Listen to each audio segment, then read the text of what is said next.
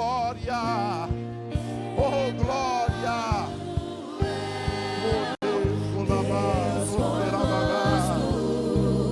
Deus conosco. oh, glória a Deus. Meu bom pastor, Emanuel. Oh, glória. Deus conosco. Glória a Deus. Deus conosco. Nada me faltará. Derrama a tua glória sobre o teu povo, Pai. Derrama o teu fogo, sopra o teu Espírito, ó Deus. Meu bom pastor, Emanuel. Glória a Deus. Deus conosco, nada me faltará. Emanuel. Deus conosco, Deus conosco. Oh, aleluia. Oh, glória. Oh, glória. Oh, glória a Deus. Oh, aleluia. Oh, glória a Deus.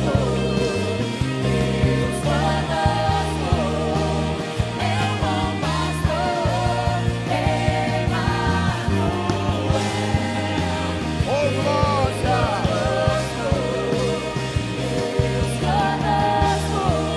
Nada me faltará, Emanuel.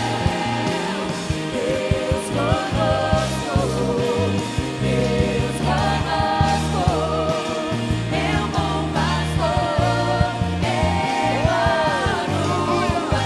Deus conosco. Deus conosco, Glória a Deus. Deus conosco, nada me faltará, Emanuel. Deus conosco, Deus conosco, meu bom Oh, pastor, Jesus bendito. Emanuel.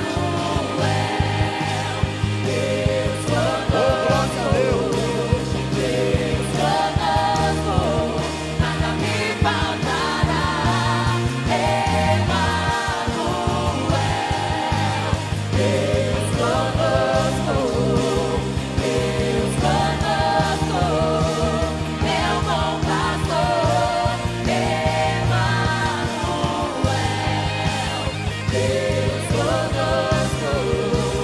Deus conosco, nada me faltará.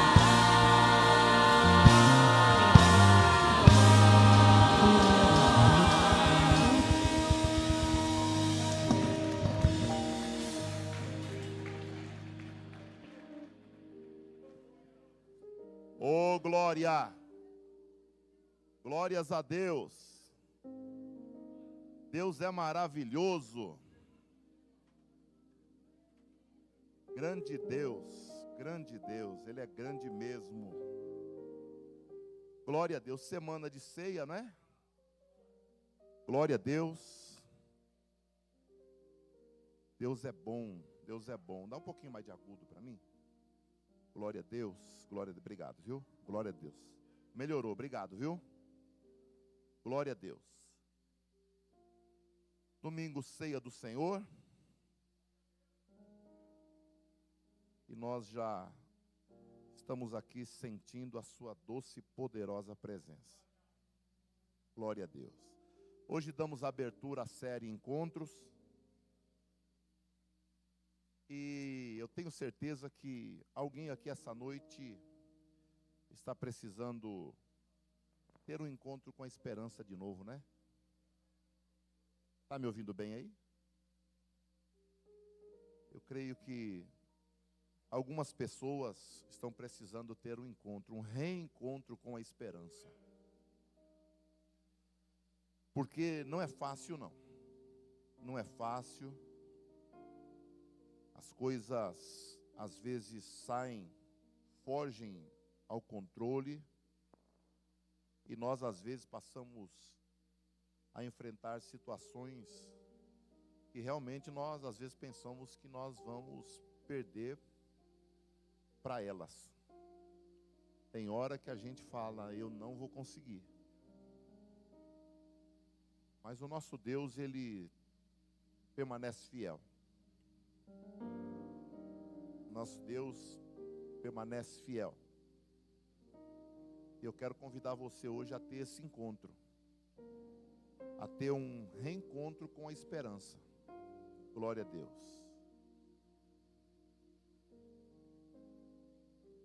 Só pode ter um reencontro quem já teve um encontro e, por algum motivo, perdeu a mão, né? Perdeu a mão, saiu da rota. O GPS falhou justamente naquela bifurcação. O GPS demorou para indicar a direção. Mas normalmente o GPS que falha, normalmente não é o de Deus. Normalmente quando o GPS dá uma falhada e atrasa, o problema não está no satélite. O problema está na conexão. E Deus, Ele está acima de tudo. Mas às vezes a conexão ela falha. E a conexão depende de nós. Então às vezes a nossa conexão falha na hora primordial. No momento crucial da estrada, da viagem, a nossa conexão falha. E a gente sai da rota. E quando saímos da rota, e vamos perceber que estamos fora dela, às vezes chegamos numa rua sem saída. Aí podemos chamar de um beco sem saída. Às vezes podemos chegar numa estrada cuja ponte caiu e não foi reformada, refeita. Às vezes vamos dar em nada. Quanta gente, por um erro do GPS, já foi alvejado por balas de fuzil na região da favela da Maré, na Vila Cruzeiro. Quem conhece aquela região do Rio de Janeiro sabe o que eu estou falando, é fácil demais errar. É fácil demais errar. E quando o GPS falha, se a conexão não voltar logo, a pessoa, ela se dá mal, literalmente. E na vida, trazendo para a vida, saindo de uma estrada, a nossa vida espiritual, financeira, conjugal, familiar, social, profissional, é da mesma forma. Quando a conexão demora a voltar, a gente fica rodando sem saber para onde está indo. E quem não sabe para onde vai, não chega a lugar nenhum. A lugar nenhum. A Bíblia nos conta a história no livro de Lucas, somente Lucas registra isso. A história de alguns homens que perderam durante um período a conexão. Ficaram sem conexão durante um período da vida. 2 desses homens ficaram tão sem conexão, sem a rota, sem a direção, que eles se basearam pelo caminho que eles já conheciam. Eles iam para um caminho, estavam indo para um caminho de grandes conquistas. Eles estavam indo para um caminho que eles não conheciam, mas era um caminho em que a garantia de sucesso era certa. Eles estavam indo para um caminho que para eles era novidade, mas novidade de fato. Mas quando eles perdem a conexão, a única opção foi fazer mais ou menos como o náufrago. procurar o Cruzeiro do Sul no céu, as 4 estrelas, se basear pela que está no norte. Ou então, se eles tinham uma bússola, se eles tivessem uma bússola, eles iam ver lá para onde está apontando. Se eles não tivessem uma bússola, eles iam cavucar o chão, colocar um pouco d'água, colocar uma folha, arrumar um gravetinho ou um pedacinho de agulha, na época eu creio que não tinha, colocar em cima da folha e ver para que lado que aquela agulha ia dar e ia apontar para o norte. E eles fizeram isso de alguma forma. Por quê? Porque eles sabiam para onde eles tinham que retornar. Porque perderam a direção, naquele momento perderam a direção, a rota que Deus havia proposto para eles. Quando eles perderam a rota que Deus havia proposto para eles, eles resolveram voltar para o único caminho que eles conheciam, era o norte deles. Eles pensaram, bom, daqui lá são 2 horas de caminhada. Eu estou aqui em Jerusalém. Você vai comigo? O outro falou, vou. Então vamos embora. Apontaram, o norte deles se chamava Emaús. A Bíblia fala que era uma distância de 10 estádios. 2 horas de viagem. Era 10 estádios, era mais ou menos a distância de 10 quilômetros. Se eu não me engano ali, coisa de 60 estádios que a Bíblia fala. 10 quilômetros, 2 horas de caminhada. Então, como eles perderam a rota, o rumo, agora eles falaram, bom, eu sei que o norte é para lá, Emaús é para lá, então vamos embora. Foram. Isso era um domingo. Um domingo já no meio do dia. Eles deixam Jerusalém, estão caminhando para o norte deles, totalmente fora da rota. Talvez você chegou aqui hoje e também está caminhando para o seu norte.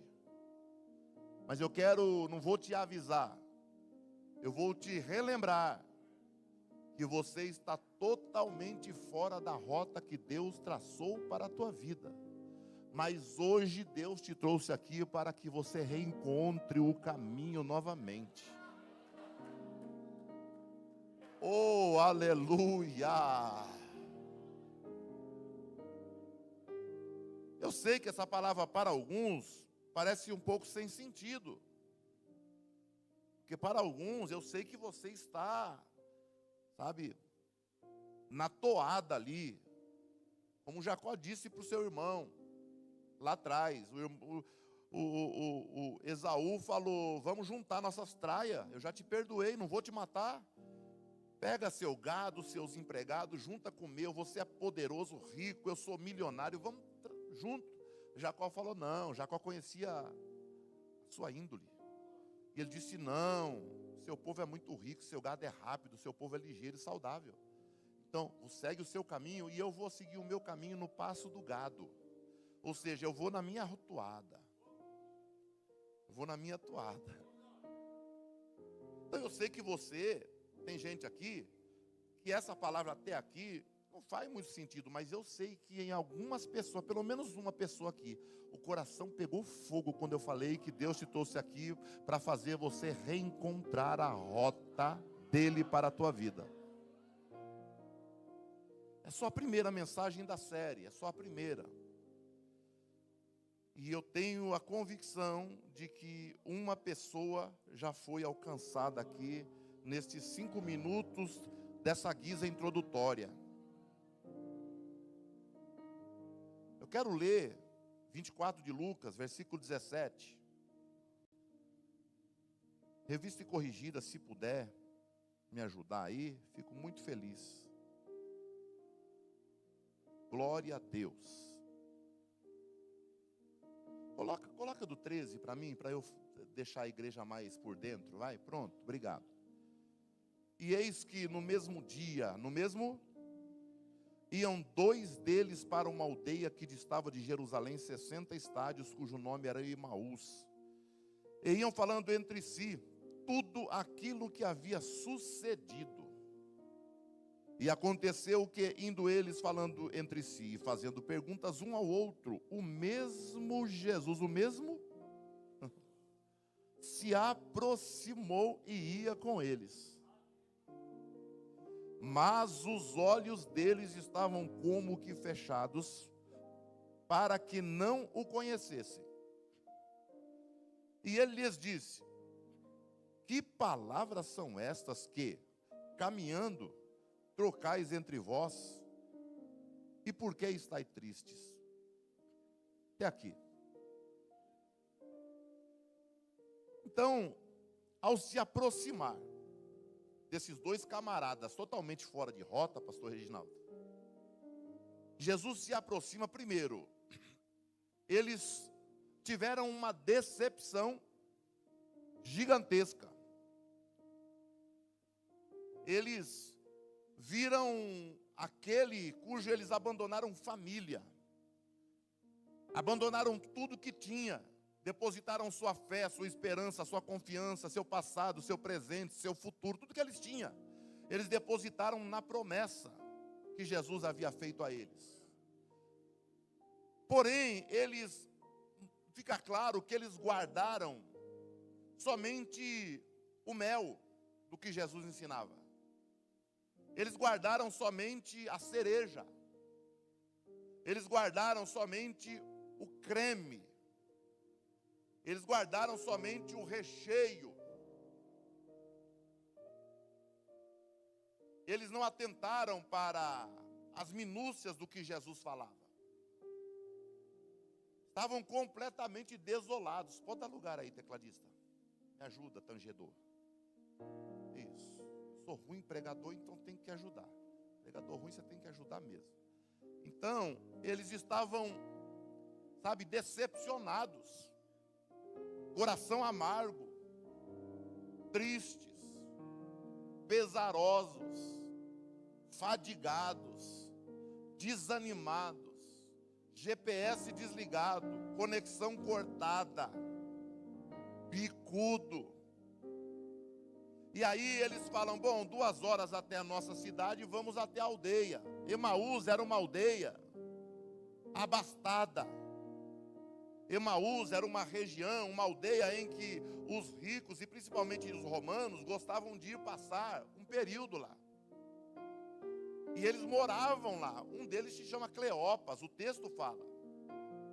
E eles estão indo totalmente desnudos de tudo que eles haviam aprendido durante 3 anos com Jesus. E eles estão ali conversando, já é domingo. Jesus expirou às 15 horas, a 9ª hora dos judeus, na cruz.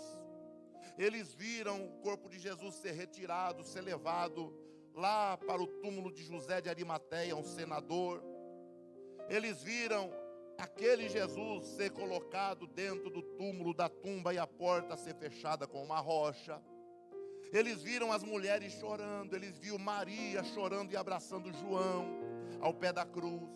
Eles viram o céu se escurecer, o chão tremer, vendaval, barulho, o pessoal chorando, os romanos caindo de joelho diante da cruz, reconhecendo verdadeiramente ele era o Cristo. Eles viram coisas extraordinárias durante o ministério e também durante o período de cruz.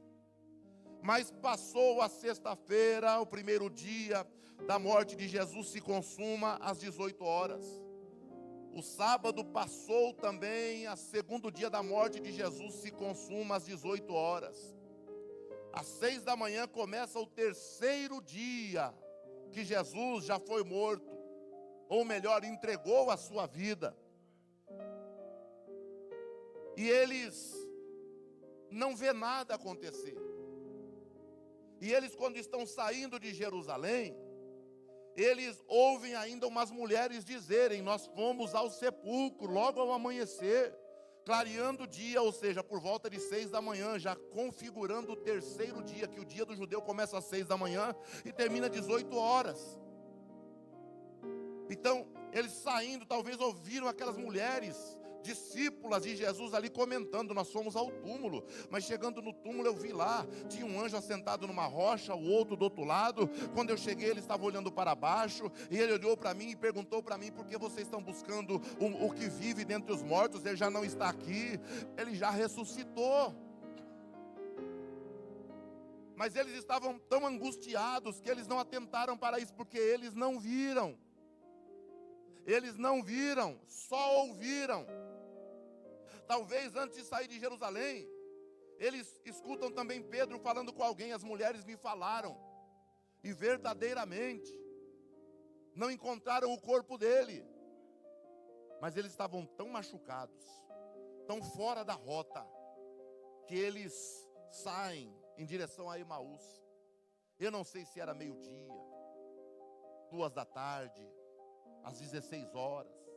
Eu digo eu, analisando o texto, que era por volta de 16, 17 horas. Porque a Bíblia fala que Jesus se apresenta a eles no meio do caminho. Se era 2 horas, e lá na frente, um vai dizer assim: fica conosco, porque já está escurecendo. Então era por volta de 16, 17 horas. Eles estão chegando quase na aldeia. E aí Jesus aparece no meio deles, sabe? E faz essa pergunta: que palavras são essas que caminhando trocais entre vós? Por que vocês estão tristes? Essa pergunta, quando Jesus se aproxima e faz essa pergunta, nos mostra algo muito profundo, mas muito profundo. Muito, mas muito profundo. Aleluias. Principalmente para você que está fora da rota, com questionamentos, porquês, dificuldades de compreensão, tanta pergunta sem resposta, e você tenta cavar e não acha água boa, e você tenta descobrir, você se vira de um lado, do outro, e nada dá certo. Quando vai dar certo, acabou tudo de novo. Essa pergunta que Jesus faz: que palavras são estas que vocês estão trocando entre vós, e por que vocês estão tristes? Primeiro, nos revela que Jesus se interessa pelas nossas inquietações. Aleluias. Você que chegou aqui, você não pode sair daqui do mesmo jeito que você chegou. Não é porque o pastor da igreja está pregando, não, é porque a palavra vai te alcançar. Ou melhor, a palavra já está te alcançando. Porque mostra que Jesus se preocupa com as nossas inquietações. Jesus se importa conosco. Jesus se importa com você. Eu vou repetir: Jesus se importa com você. Ele se importa com a sua angústia, Ele se importa com a sua dúvida, Ele se importa com a sua tristeza, Ele se importa com as suas perguntas, Ele se preocupa e se importa com você. Olha a pergunta. Aí, olha o versículo 18, por gentileza, na tela. Põe na tela. Glória a Deus. Por que vocês estão, do que vocês estão falando? Por que vocês estão tristes? Olha aí. O que o Cleopas respondeu fazendo uma pergunta. Cleopas fica assustado, admirado. Respondendo um cujo nome era Cleopas, disse: és tu peregrino? Ou você é de fora, está de passagem, aqui em Jerusalém, que não sabes as coisas que nela têm sucedido nestes dias? Jesus faz uma pergunta, Cleopas responde fazendo outra pergunta, admirado. Mas como que você não sabe do que está acontecendo aqui? Você não é daqui? É peregrino? Você é de fora? Está só de passagem? Que negócio é esse? Aí Jesus responde o versículo 19, fazendo outra pergunta. Aí lhes perguntou, quais? Quais? Quais? Quando Jesus fala assim, quais? Jesus, na realidade, estava colocando a mão no coração deles, rasgando e abrindo uma oportunidade para um diálogo com eles. Glória a Deus. Você chegou aqui fora de rota e Jesus está dizendo: eu me preocupo com a sua angústia. Aí você pode dizer assim: Senhor, mas como o Senhor se preocupa com a minha angústia? Eu estou vivendo tudo que eu estou vivendo. Aí Jesus manda te perguntar: mas qual é o motivo da sua angústia? Qual é o motivo da sua tristeza? E aí você é obrigado agora a responder. E aí eles abrem o coração. Eles abrem o coração e dizendo: olha, o senhor não sabe a respeito de Jesus, tá? O Nazareno, que foi profeta, poderoso em obras e palavras diante de Deus e de todo o povo. Olha aí, tá? E os principais pegaram ele, levaram para a cruz, crucificaram ele. E nós esperávamos, tá?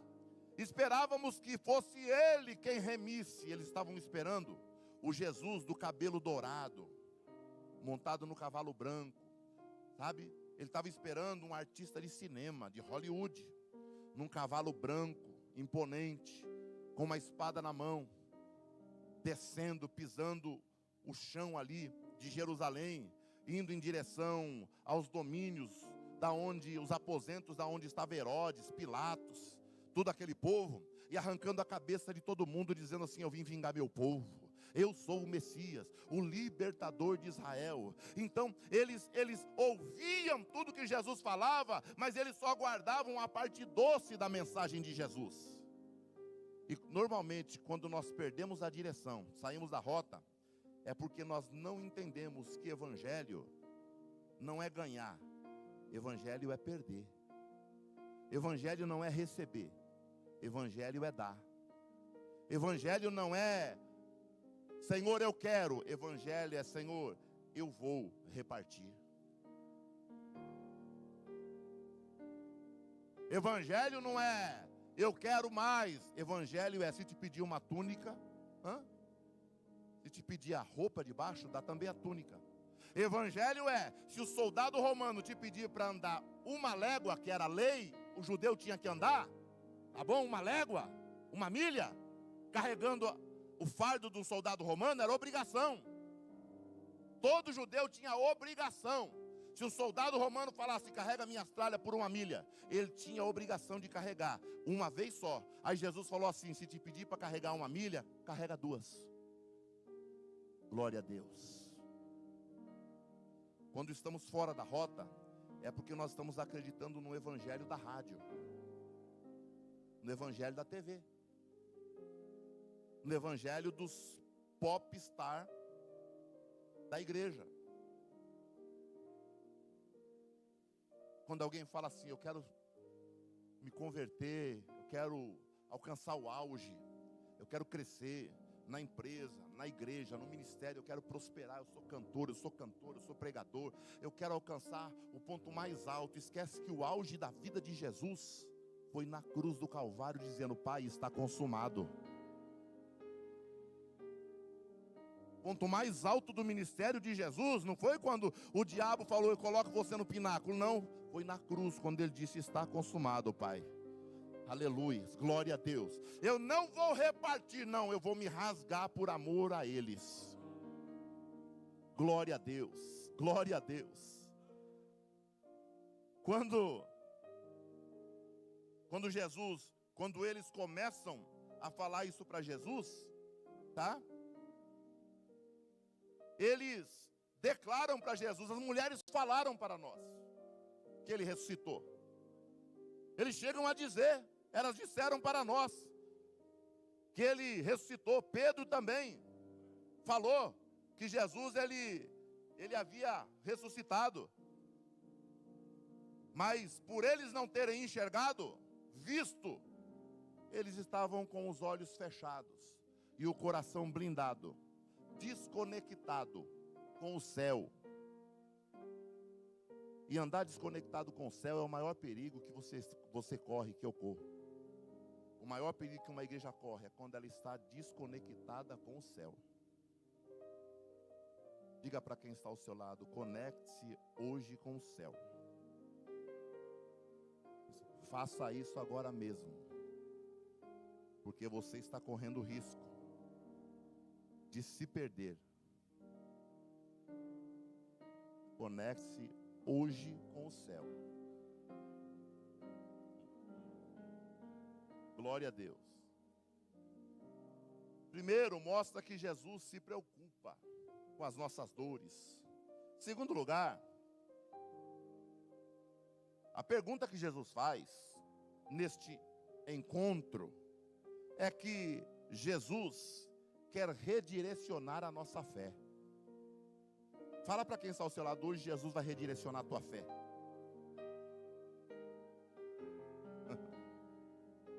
Glória a Deus.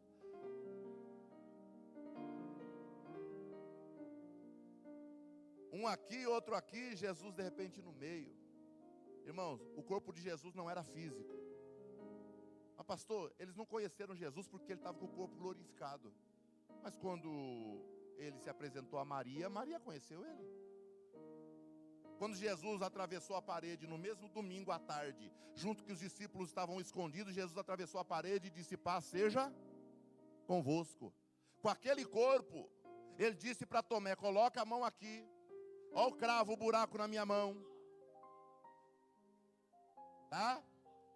Naquele dia de manhã, ele foi na Galileia, aonde Pedro estava pescando com mais 7 discípulos, porque ali estava só um grupo. Ele foi na Galileia e falou: vocês têm alguma coisa para comer? E eles tinham pescado a noite toda. E eles disseram não. Aí Jesus disse para eles: joga então do lado direito. Eles pegaram 153 grandes peixes. Quando eles chegaram na beira da praia, a Bíblia fala que Jesus já estava com a fogueira acesa, peixe assado, e estava comendo.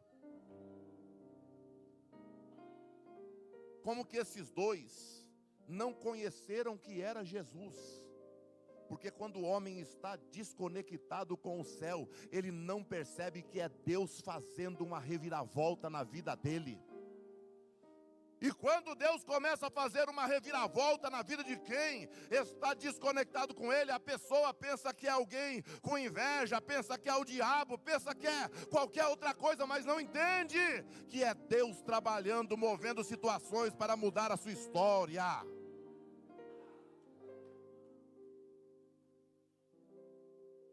Aleluia. Para trabalhar no coração desses dois camaradas, Jesus permite que eles resolvam voltar para a velha vida, para a velha cidade. E eles do lado de Jesus dizendo: eu pensei que ele seria o Messias. Olha só, gente. Jesus do lado deles e eles dizendo assim: eu pensei que Jesus fosse realmente quem ele disse que era. Até que Jesus rasga o verbo, versículo 25. Coloca para nós aí. E ó Jesus querendo redirecionar a fé deles, como vai redirecionar a nossa também.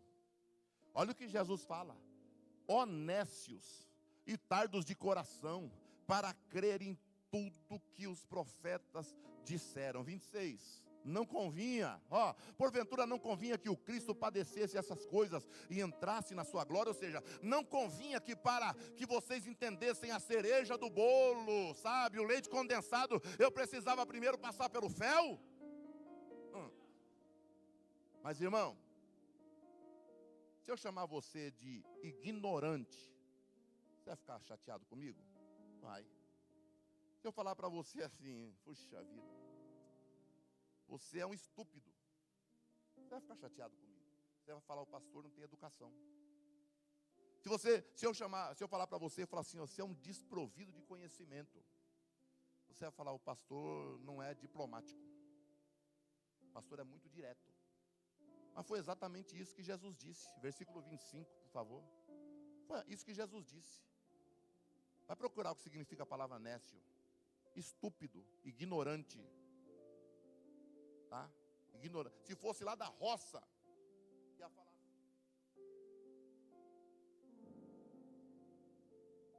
Se fosse da roça, para Elias ou Eliseu que era da roça, talvez, né?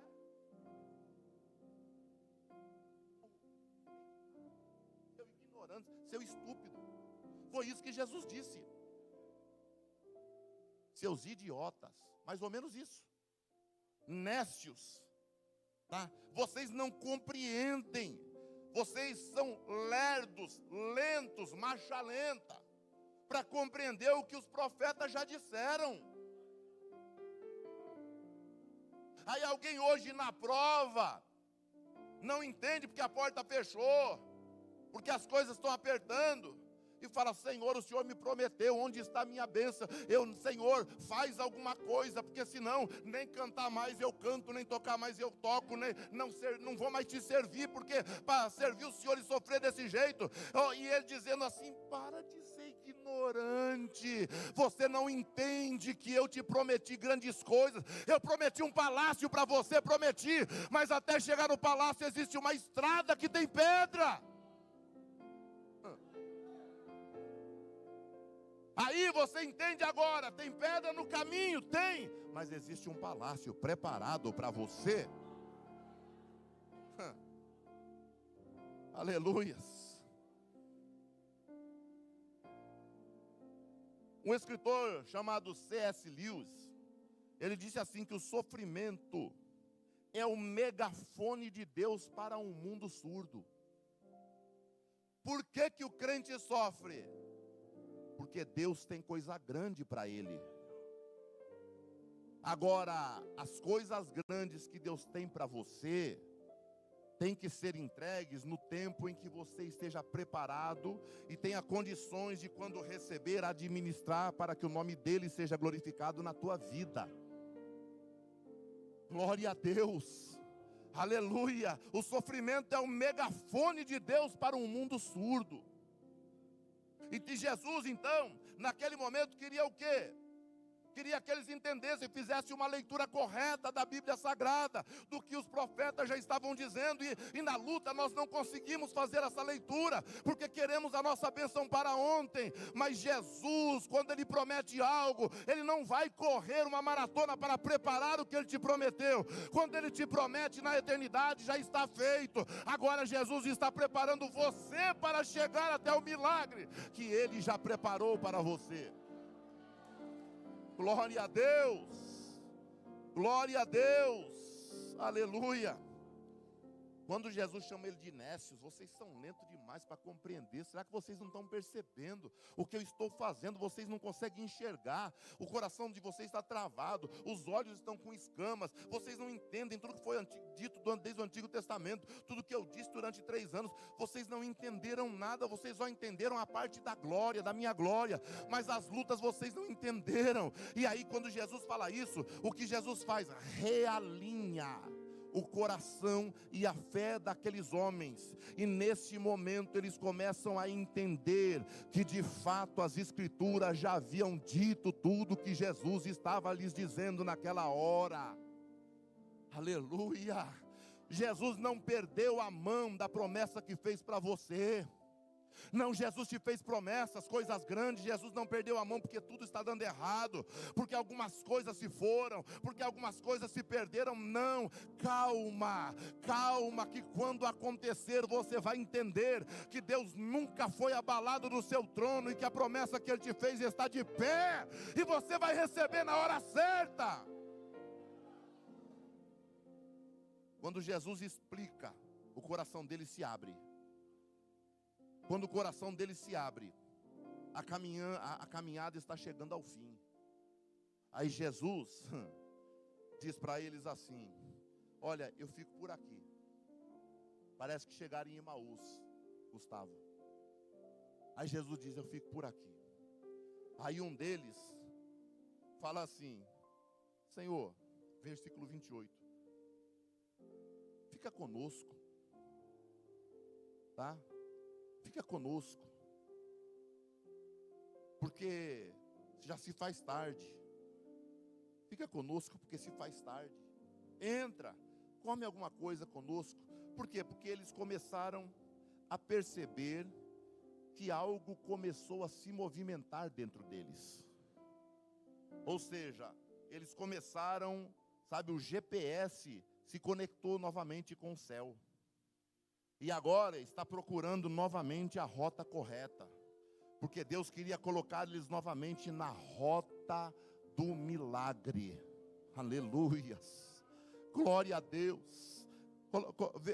Vê para mim aí, por gentileza, tá? O versículo 29, está aqui?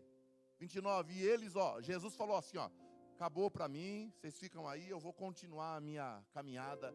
Aí eles constrangeram Jesus, dizendo, fica conosco, já é tarde, já declinou o dia, olha aí, 2 horas de caminhada, já declinou o dia, e entrou para ficar com eles. Entrou para ficar com eles. Ei, diga assim, Jesus entrou para ficar comigo, e eu vou recebê-lo, e não vou deixá-lo sair. Aleluia, glória a Deus, glória a Deus, aleluia, glória a Deus. Então quando Jesus explica, parece que agora eles, o GPS começou agora, recalculando a rota. Recalculando a rota. Glória a Deus. Glória a Deus. Então Jesus se preocupa com as nossas necessidades, nossos questionamentos, sabe? Jesus quer redirecionar a nossa fé. E eu creio nessa noite que Jesus está redirecionando a fé de muita gente que está aqui. Muita gente. Glória a Deus, redirecionando a sua fé, o seu entendimento, a sua compreensão. Glória a Deus. E Jesus então fica ali com eles. Em terceiro lugar, a pergunta de Jesus: o que vocês estão falando porque estão tristes? Para concluir, Jesus, Ele quer renovar as nossas esperanças.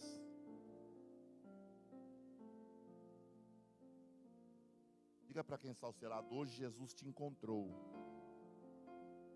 para renovar a sua esperança. Glória a Deus. Glória a Deus. Adora aí para beber água, vai. Dá um glória aí.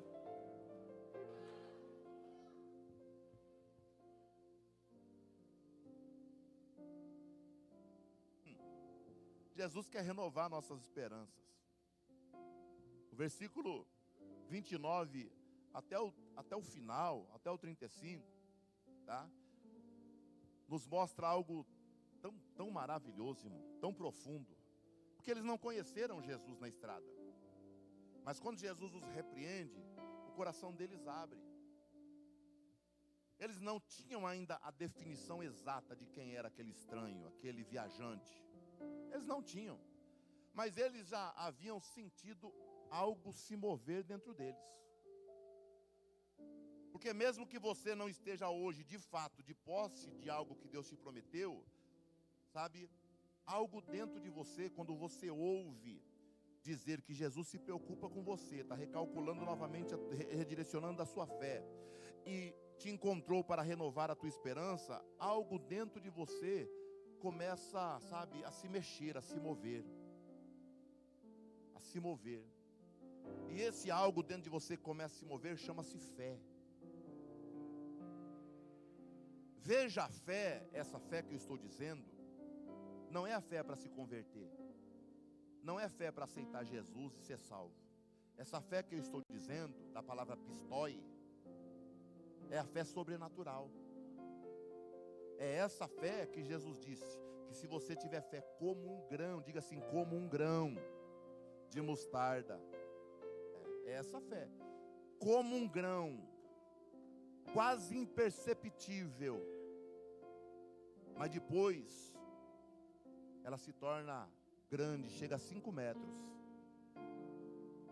E Jesus não disse que ela é a maior das árvores, não. Mas Jesus disse que ela é a maior das hortaliças.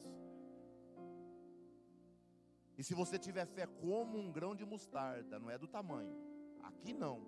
Essa fé é como. Porque o grão de mostarda, se plantado com limão, o limão pega gosto da mostarda. A mostarda não pega gosto do limão. Ela cresce. E se você tiver uma fé pura como o grão de mostarda, você vai dizer para esse monte: sai daqui para esse lado, e você sai daqui para esse lado, e assim será feito. Porque se trata de uma fé sobrenatural. 1 Coríntios capítulo 12, versículo 7 a seguir. É uma fé que é chamada de dom da fé. É um dom de poder do Espírito Santo. Não é a fé que você crê para ser salvo, é a fé que você crê. Eu fiz a ficha, eu sou menos capacitado, eu não tenho o inglês, eu não domino o inglês, não domino o espanhol, não domino o mandarim, nem o português eu domino direito, mas eu sei falar uma língua que o povo lá não sabe. Eu falo a língua do céu, e quando eu estou na igreja eu falo em mistério com Deus, e eu creio pela fé que Deus pode abrir a porta. Aí vem para o culto, chega aqui, manda o testemunho, e alguém lê aqui: olha, fiz a entrevista, eu não fui bem na entrevista, fui para casa desanimado, e a OAB era nova, mas aí a empresa chamou, a mesa é da mesma cor, a cadeira é da mesma cor, e está trabalhando, e está feliz, dando glória a Deus, porque Deus faz. Fé sobrenatural. 45 minutos de trânsito para vir para a igreja e para voltar. Aí coloca o apartamento para vender. Baixou o preço? Não, coloquei o preço normal. E de repente vai alguém, olha o apartamento. A primeira pessoa que olha o apartamento já: ô, Pai do Senhor, é crente? Sou crente. É gostou do apartamento? Gostei, vou ficar com o apartamento. Vendeu o apartamento, foi ver o apartamento. O primeiro que entrou é esse, porque Deus faz essas coisas. Deus faz estas coisas. Deus faz estas coisas ainda. Ele baracandoro calabadaracé. Ele dorimi calabachuri mi candarabarra. Se você não acredita em milagre e mistério de Deus, aqui você não vai se enquadrar. Mas se você crê que Deus ainda faz verter água da rocha, vem com a gente, porque a gente acredita que Deus ainda faz.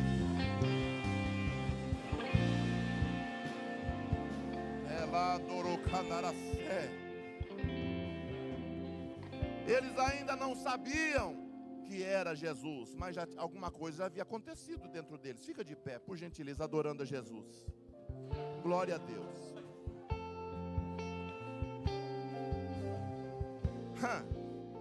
Mas o costume do Oriente é que quando eu recebo alguém na minha casa, o visitante faz a vez da oração. Já viu aquela historinha do moço que se apaixona pela moça crente da igreja, mas ele não é crente, ele é da pá virada? Aí ele fala: eu não sou crente, mas eu vou visitar ela na casa dela. Aí ela fala: você congrega onde? Eu congrego numa igreja lá em tal lugar. Lembra o nome? É alguma coisa desse tipo. Você quer conhecer meu pai, minha mãe? Quero. Então ela vai lá ao almoço na casa da crente. Chega lá, na hora de jantar, o pai da moça fala que nós temos o costume de o visitante fazer a oração. Se ele não era crente, ele teve que se converter na hora. Aprendeu a orar. E no Oriente é assim: recebia alguém em casa, o visitante da graça. E na hora que eles estão ali, eles falam: o senhor veio conosco metade do caminho, o senhor ia continuar, a gente insistiu para o senhor ficar, e o senhor ficou. Agora, pega o pão então e dá graças. Aleluia. Cheio. Escute. Se prepare, porque algumas coisas que vão acontecer vão fazer você lembrar de promessas que Ele te fez. Algumas coisas que vão acontecer vão te lembrar de promessas que Deus te fez quando você era ainda pequenininho, tenro, que alguém orava por você, que alguém falou para você na rua.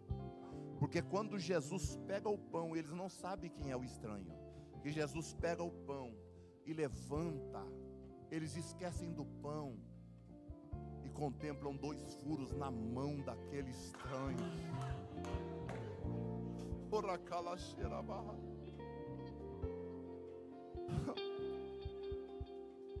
olhos contemplam aquelas duas mãos furadas.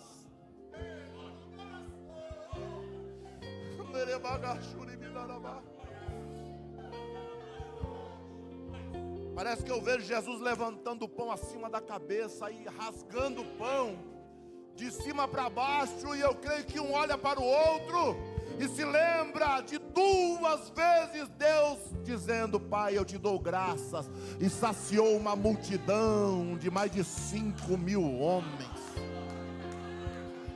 Quando eles se lembram, Jesus desaparece do meio deles.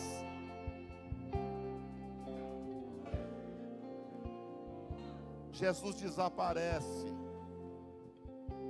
mas eu creio que o coração deles nunca mais se perdeu do caminho. Nunca mais. Nunca mais. Aleluia. O seu coração não ardia quando ele falava aquelas palavras. Tem tudo a ver com ele. A cruz revela o seu amor por mim. E mesmo se eu me abalar, o teu amor vai sustentar tudo que há em mim. Tudo que há em mim. Feche os teus olhos e Tem tudo adore a o nome ver do com Senhor. ele. Com ele eu sei pra onde eu devo ir. Tem tudo a ver com ele. A cruz revela o seu amor por mim. E mesmo se eu me abalar, o teu amor vai sustentar tudo que há em mim. Tudo que há em mim.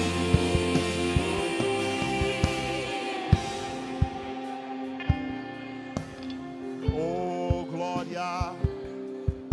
Ei.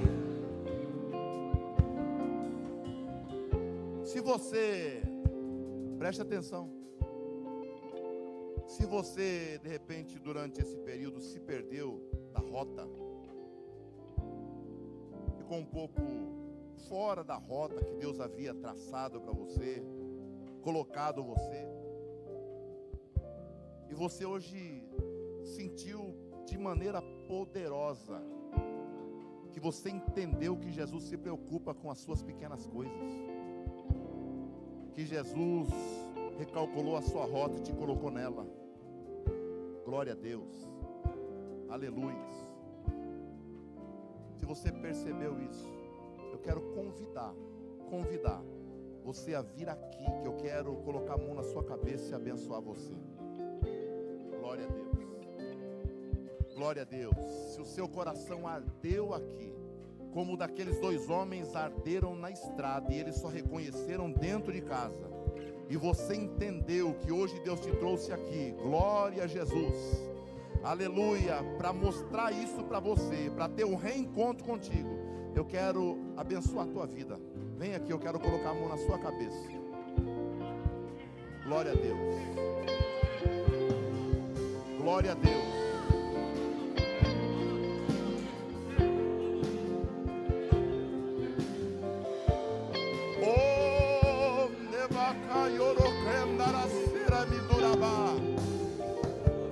Oh, aleluia. Glória a Deus. A igreja, levante as mãos.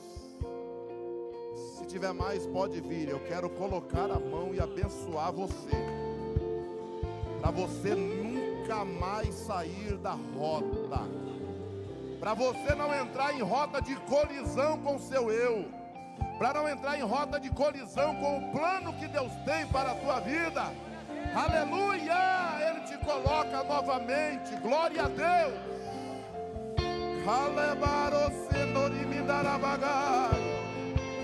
Oh, glória. Pode louvar, que eu quero abençoar essas vidas aqui em nome de Jesus. Tem tudo a ver com Abençoa em nome de Jesus. ele. Com ele eu sei pra onde eu devo ir. Tem tudo a ver com ele. Abençoa a tua vida em nome de Jesus. Segundo o poder que nós opera. Por mim, e Em mesmo nome se eu de me Jesus. Te abençoa em nome de Jesus. Segundo o poder teu que amor nós vai opera. sustentar Te abençoa em nome de Jesus. Em nome de Jesus. Segundo o poder, em nome